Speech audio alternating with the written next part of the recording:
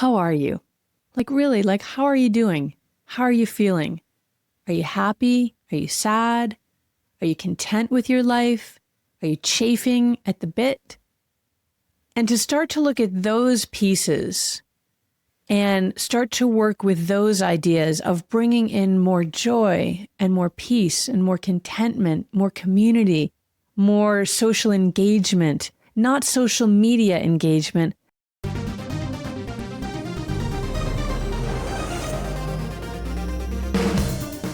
Welcome to the world of energy, where science meets spirit.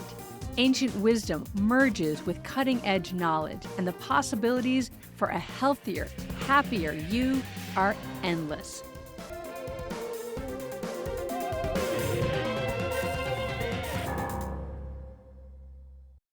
Hi, everyone. Welcome back to another episode of Energy Works. Lauren here with a solo episode.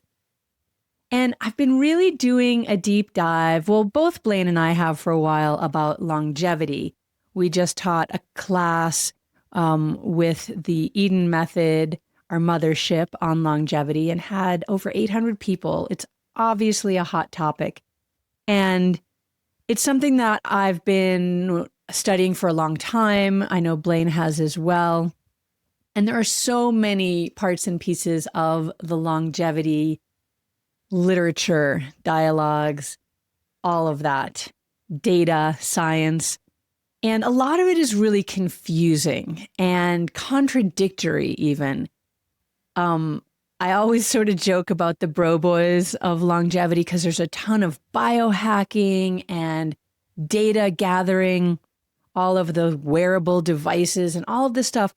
And then, of course, there's the supplement market, which a lot of these bro boys, who, by the way, I love the bro boys, and I'd love to talk with some of them actually on this podcast because I got questions. But then there's a lot of them that are also selling supplements and courses and classes on longevity. And what I think is so funny about that, especially the supplements, because that's really big money, like billion-dollar industry, is you can't really tell if it's working till you're dead. If you died young, then it didn't work, but you're not getting your money back. And if you live really, really old and super healthily, then it did work, whatever it was you're doing. But will you be able to tell what is working, what worked for you, what worked the best for you? What was it that actually helped you to live such a long and healthy life? So it's really an easy racket, can I say that word, to get into, because there's truly no way to hold accountability. Now, all of the data nerds are going to jump and say, well, that's not true, because you can look at all the data and you can see that your good numbers go up and your bad numbers go down because, of course, you're testing everything every other minute. And which is yet another massive financial windfall for the blood banks and for all of the testing services. So what is a poor girl to do that who wants to live forever or a really long time in health for a really long time, having health span, equal lifespan, and have both of those be really long? It can get confusing. And, you know, the biggest piece that I've been trying to drill down on and get some clarity is the protein debate. And it's just this massive conversation. And Peter Attia, one of the, the top dogs in this field, I guess, he jokes about that. He hates talking about protein but the questions keep coming in. And I can't tell you how many Peter Attia podcasts I've listened to about protein and the protein debates. And I'm still not getting clarity because, of course, then there's people on the other side of the aisle. So Peter and a lot of other people, Mark Hyman, Jesse Inchape, I'm so sorry if I pronounced your name wrong, the glucose goddess. There's a lot of people talking about the need for massive amounts of protein, far more than the recommended daily allowance. And that especially as we age, getting into 70, 75 and beyond, we really need a lot of protein to keep our muscles, because our muscles start to atrophy after about the age of 30. And so we need to keep our muscles and keep building muscles so that we have a strong, like your muscles and your bones, right? It is what keeps you up and moving and alive and strong through your life. And so the more muscle that you build, the stronger you are, goes that theory. But then on the other side of the theory is Dr. Longo and Dr. Gundry, who are saying that you need far less protein. So there's this, and everyone's quoting the data. Now, I said I'm not a data nerd. I'm not that kind of scientist that can review the raw data and tell you exactly what it is. So I keep reaching out to both sides of the aisle and saying, can we have a conversation? What is the truth of all this data? It's like the devil can quote scripture for his purposes. And I just want to know, are we all just reading and interpreting the data to make it align with what we want it to be? And I definitely feel, I'm swayed by these books and these doctors telling me what is the way to go. And again, as somebody who doesn't study the raw data, I think it's really important to get good, solid advice.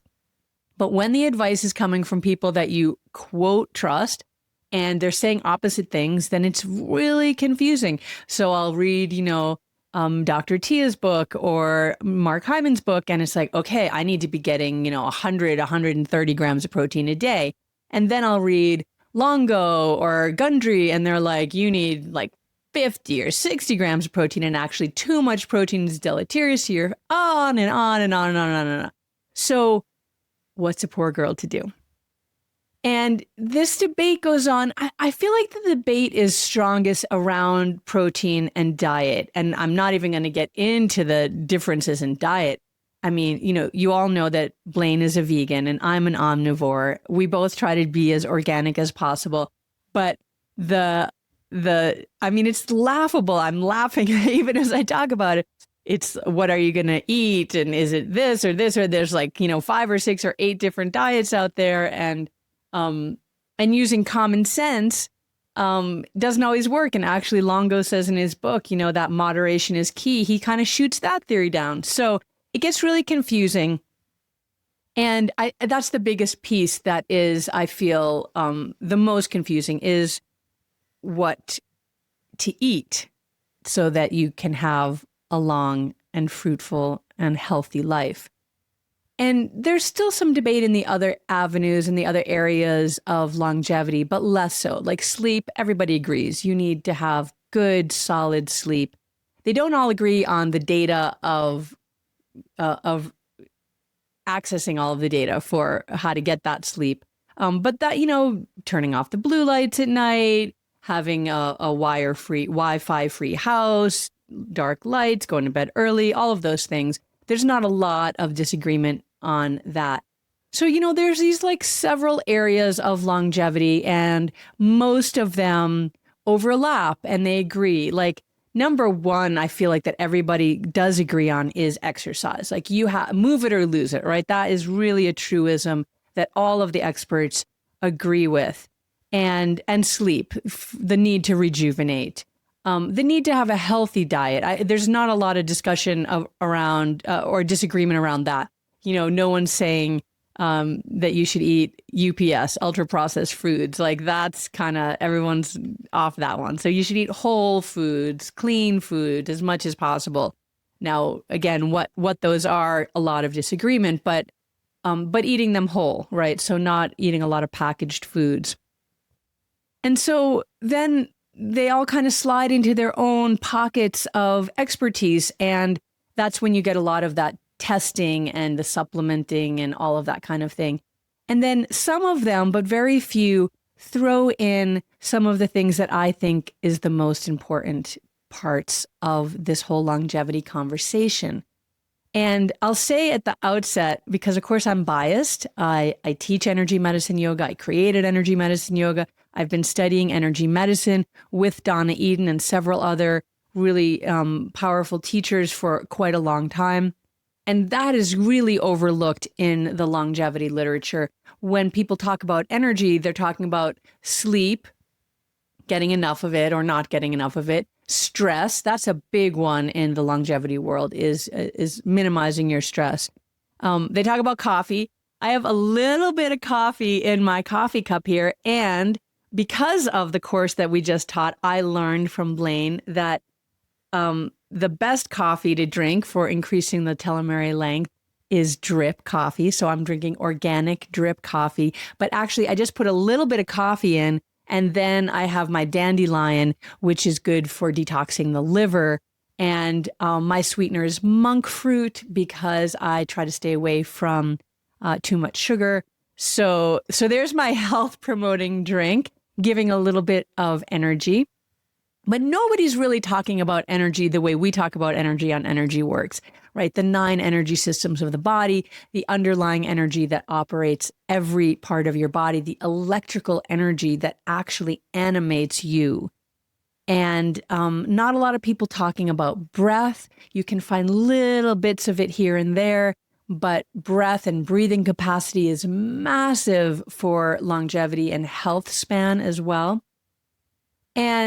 But a piece that I've seen a couple of places, but it's really buried and is really downplayed, is joy.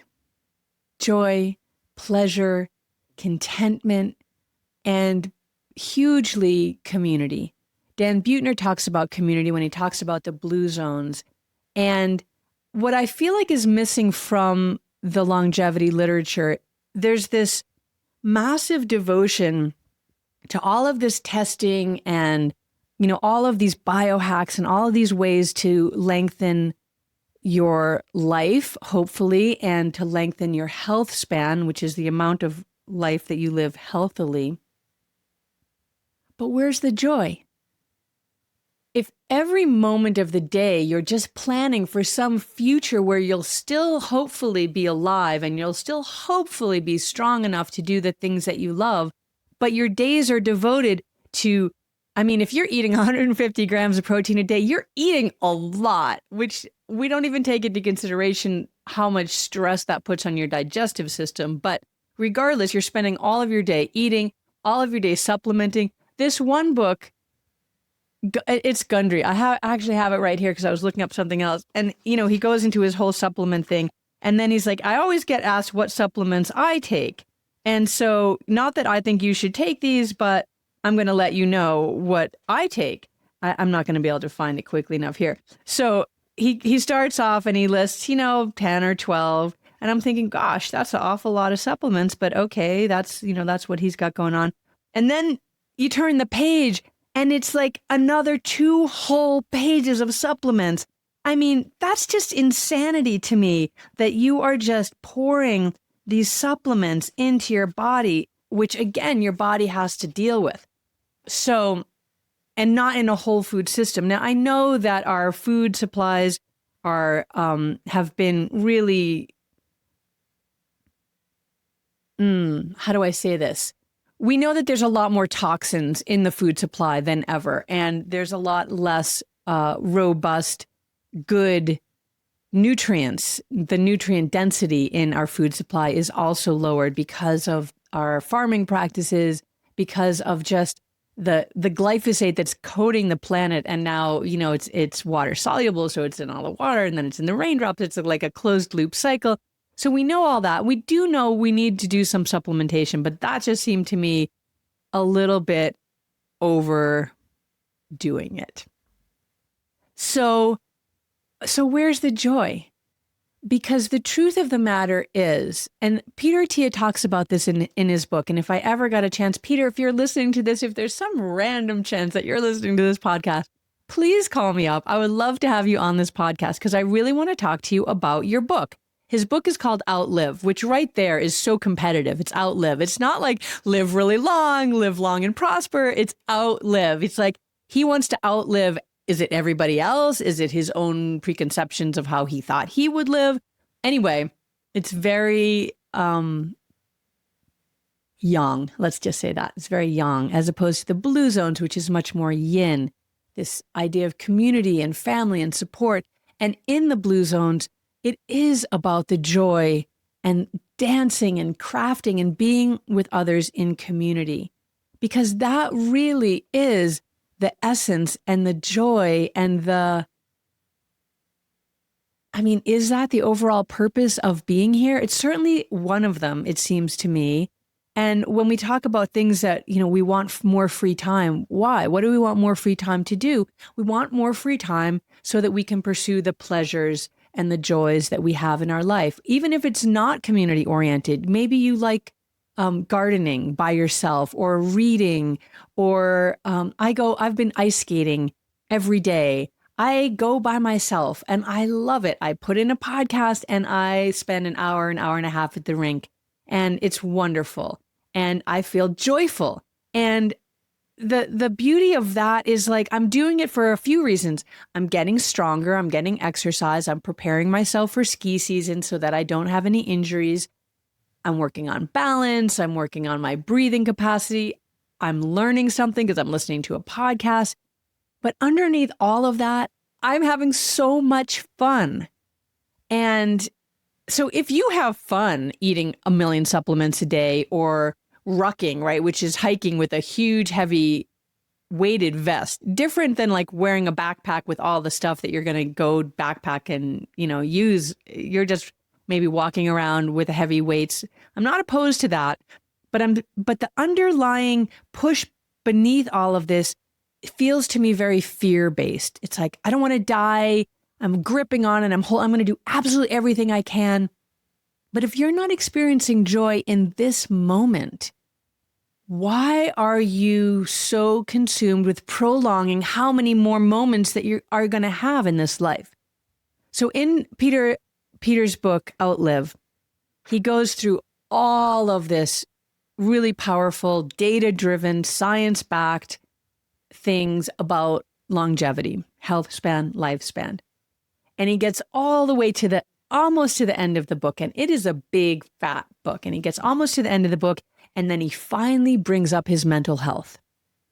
And he says, for years, he's been depressed. He's been angry. He almost lost his marriage because he was uncommunicative. He's miserable. He's got trauma that he's never dealt with. And he's dragging through his life just angry and miserable and just tight. Now, he's just spent this whole book, hundreds and hundreds and hundreds of pages, telling all of us how to live longer and better, and yet he's been miserable for a huge percentage and portion of his life. I would have flipped that whole thing and started the book with this. You need to get your mental health, your emotional health, your spiritual health, and your energetic health all really robust. And then the rest of those things, let's spend some time on those, but we don't have to spend all of our time in the gym, in the health food store, in the doctor's office, drawing blood and reading our blood results. Like, we don't need to do all of that. I was talking with another good friend of mine, Eileen McCusick, who some of you know, and she talks about the pleasure diet and the pleasure lifestyle, really. And we were talking about this idea of, the weightlifting and all of this, and like having a really good muscular system so that your bones and muscles stay healthy. But we were talking about, like, when you see a lot of like a really, really old people in the world, and maybe you're lucky enough to have some of them in your life, they are mostly kind of small. We all tend to lose mass as we age. So a lot of them can be shriveled. Now, maybe this is an argument for increasing your protein and keeping your muscles and bones strong, which I would argue is true. But these men and women that live to these, 102, 105, 112, there was just an article in the New York Times about a 103-year-old yoga teacher in France. And so beautiful. She's the most beautiful woman, and she's doing yoga, and she is laughing with her friends and cultivating relationships and eating beautiful, healthy, organic food that's just there locally.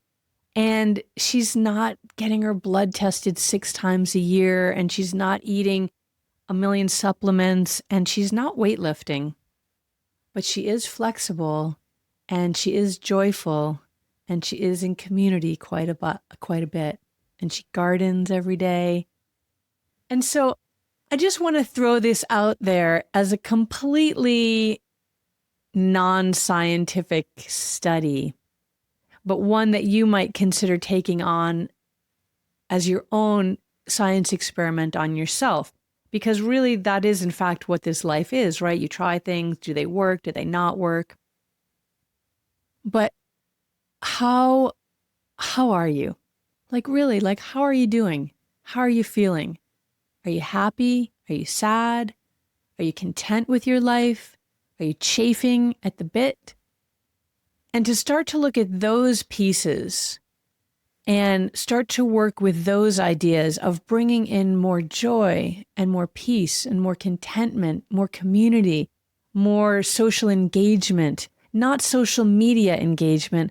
I mean, real people in real space, looking real people in the eyes, hugging people, playing with animals, being authentically and joyfully embodied and alive.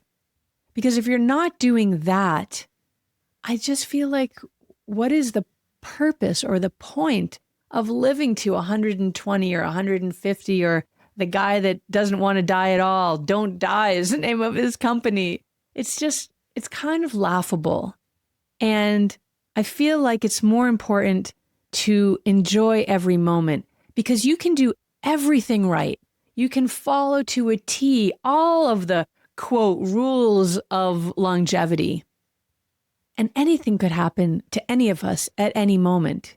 And I think about this because I've lost a lot of people in my life very young. They were young. I was young. I've had a lot of loss. A lot of people have died in my life young. And so I think about that, and I think about being prepared to die at any moment. And I don't want to die at any moment. I've already said this. I want to live to 120. But I also feel ready to at any moment. And if I am going to die at any moment, I certainly don't want my last moments to be checking my blood to make sure that my levels have done what the bro boys are saying I'm supposed to watch every 3 months. I'm not saying to not visit your doctor. I'm actually going to get my blood work done on Wednesday. So there you have it. I do check my blood. I hope I don't die on the way to give blood on Wednesday. But after I give blood, I'm going to go ice skating. And then I'm meeting with a friend who I haven't seen in a long time, and we're going to go for a hike and out to lunch. And then I'm going to go home and work. And the work that I do, I adore it. I love it. So everything that I'm doing is supporting the longevity, but the present moment. The present moment. Be here now. And I guess really I've just spent a whole long bit of time saying that. To be here now. And if you are struggling with your mental health or your emotional health or your spiritual health, reach out. Reach out to the people in your community that can help you. And if you don't know who they are, look for them. Look for the helpers. Reach out to us here at Energy Medicine Yoga. This is really what we're here to support. Mental health, emotional health, spiritual health, and then physical health comes because it's joyful to be in the body, as opposed to have to trudge to the gym and then I've got to eat this food because I'm supposed to, but I don't really like it. All of that. Swipe left. Embrace your life with joy. Okay, that's my little thought for the day. I hope you are all having a wonderful day wherever you are. And I'd love to hear your thoughts on this massively huge debate on longevity, because it's fascinating. And to be honest, it's one of the things that I really do enjoy. I enjoy these deep dives to try to understand and learn more and more and more, because I have an archetype of a student is one of my archetypes. And so I love learning. And I'd love to learn what you think is the most important facet of longevity and what you're confused about in the longevity debates. And we'll see if we can get some clarity. And Peter, thank you for letting me talk about you and your journey. And I'd love to talk about it with you sometime. So let's see if we can hashtag Peter Attia a few times and get him on this podcast. Have a great day, everybody. We'll talk to you soon. Bye. Alrighty, energy fans, that's a wrap on another positively charged episode of Energy Works. Lauren, this is the part where we get to use our energy puns. It's been electrifying, hasn't it, Blaine? We hope you've enjoyed it as much as we have. If you're feeling amped up and you want to keep your energy flowing, be sure to hit that subscribe button on your favorite podcast platform. And we'd love to hear from you. So please take a moment to leave us a review. Your feedback helps us continue to deliver content that resonates. So light up our inbox. And spark a conversation with your friends to tell them about us. And we'll see you next time on Energy Works.